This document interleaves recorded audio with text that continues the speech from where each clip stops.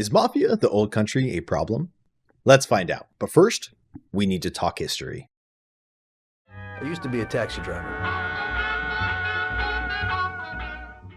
The year is 2002 when Czech studio Illusion Softworks releases Mafia, the City of Lost Heaven. Led and written by Daniel Vávra, the same guy who would later found War Horse Studios in the Kingdom Come series, the game was inspired by classic cinematic mobster films like Goodfellas. But instead of watching, you as the player play a narrative-driven story. Set in the 1930s, you play a taxi driver turned mobster by the name of Tommy Angelo. The game starts you off by being a somewhat unwilling participant in a crime getaway, but the game soon ramps up from there where you follow Tommy into his life of crime for the Salieri family. Originally, the game was supposed to have the main character be a cop, but Daniel flipped the script and it clicked with everyone. People really liked the game overall. It had a raw, gripping story with characters and dialogue that pulled you in.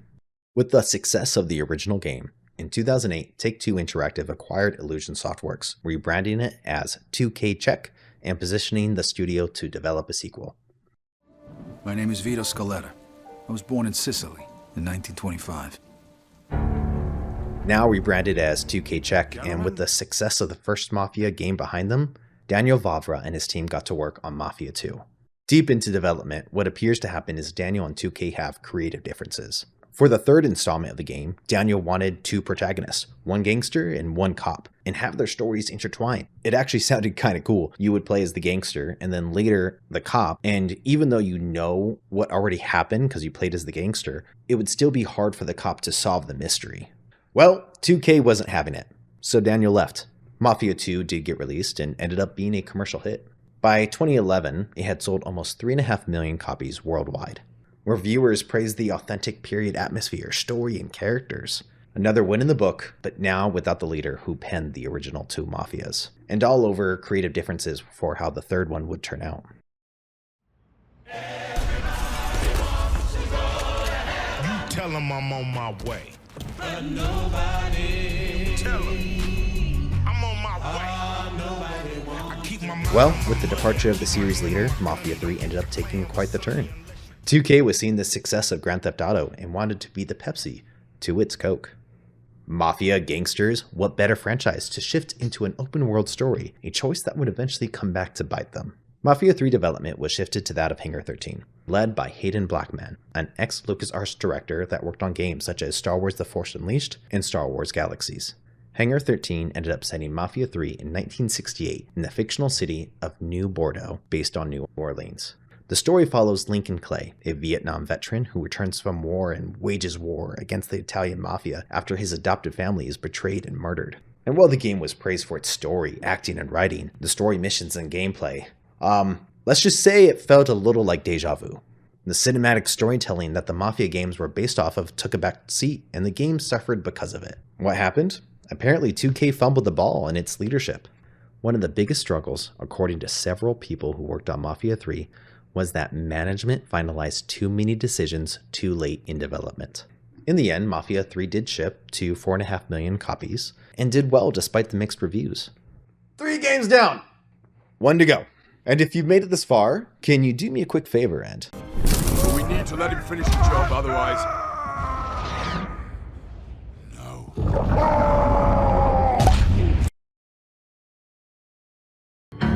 You Tommy? Detective Norman. How long you been in town? 3 years. In 2020, 2K releases Mafia Definitive Edition, a ground-up remake of the 2002 original. It wasn't a patch or an HD facelift, it was a full rebuild. After the mixed reception of Mafia 3, Hangar 13 took a measured approach. The team consists of Roman Ladic, a veteran of the 2002 game, serving as general manager, Alex Cox directing, and Hayden Blackman, which was Mafia 3's director, shifting into a writer for the game.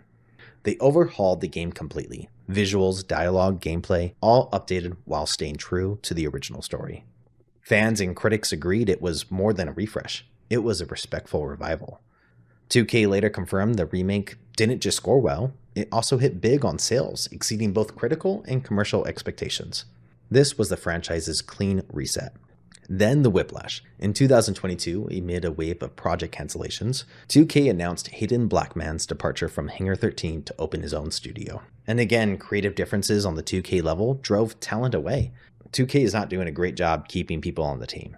Alright, history lessons over. Meet the new dawn. Mafia, the old country.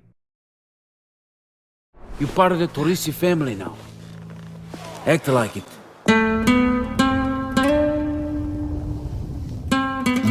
Led by Alex Cox, the same man who directed the remake of the original Mafia, they skipped chasing something flashy and went for something tighter, a prequel that stays true to what made Mafia, Mafia. And by all accounts, Alex seems to be taking this seriously. I'll link it in the description below, but Alex in interviews absolutely gushes over his research done when making this game. From the setting, the lore, to literally how knives played an important part in the culture and led to changes in how the game was developed. One of the things we came across in our research and made its way into the game is this idea of Sicily knife fighting. On one of our research trips, we got to meet some craftsmen still creating these knives in the same way they have for a couple hundred years. They have developed this kind of knife fighting tradition that almost looks like martial arts in a way. So we got really interested in what gameplay implications something like this could have. He went on to explain how the knife was implemented as a result of this research. I mean, just look how the lead writer talks about the location of the game. I would very much consider Sicily and Sicilian culture almost as a character within the story. All of the interviews I saw, the love of the culture, the history, and staying accurate was insanely important to the team. Not only that, but they distanced themselves from Grand Theft Auto instead of trying to copy it. If you track both GTA and Mafia since 2000-ish, 2002 when GTA 3 and Mafia came out, they were mechanically very similar games. But Mafia's always had a bit more focus on its linear narrative versus the sandbox experiences, which Rockstar does industry super best quality. Actually, Mafia over time has become increasingly more about the linear story, and so I don't think the games are fundamentally that similar, other than they have a shared theme. So is Mafia the old country a problem? Well, it depends. On 2K. Throughout the history of the Mafia series, the writing has been great, but the one consistent thing I've seen in researching this is 2K didn't seem like great managers, clashing with creatives, micromanaging, and losing talent. I mean, look what Dan is up to today with Kingdom Come. I think as long as 2K keeps their grubby hands off and lets the team do their thing, I think it won't be a problem. By all accounts, this is the team that did a great job restoring the original Mafia, and they seem to be taking a very humble approach with the old country. And to top it off, they're bucking the trend of $60 games and releasing it for $50. They have taken the feedback from the third installment, and per interviews seem to not be sticking their noses up at players, but instead listening to them. And obviously, I could be wrong. Will you be playing it? Have you played it? Let me know in the comments below. Thanks for watching, and before you go,